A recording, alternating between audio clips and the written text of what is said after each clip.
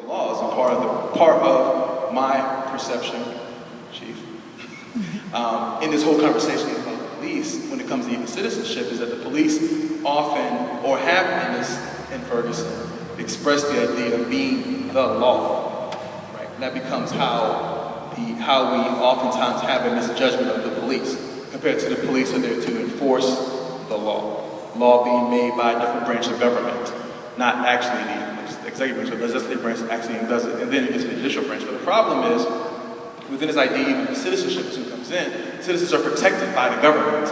But oftentimes, as we've seen many times, the government, all three branches, oftentimes have been coerced and corrupted sometimes, in many places, to adversely affect people of color, beyond African Americans.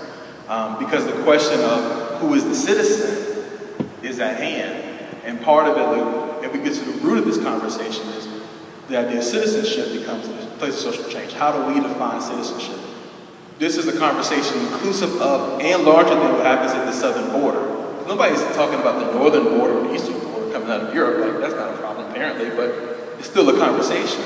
Like, you come from Haiti, you're going back. Like, there's no question.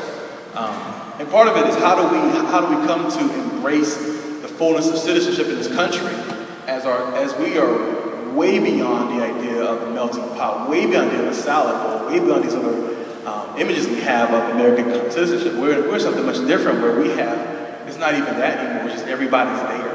And how do we embrace everybody being present? And as part of the idea is how do we get past the fear of the person who does not right now fit being all American?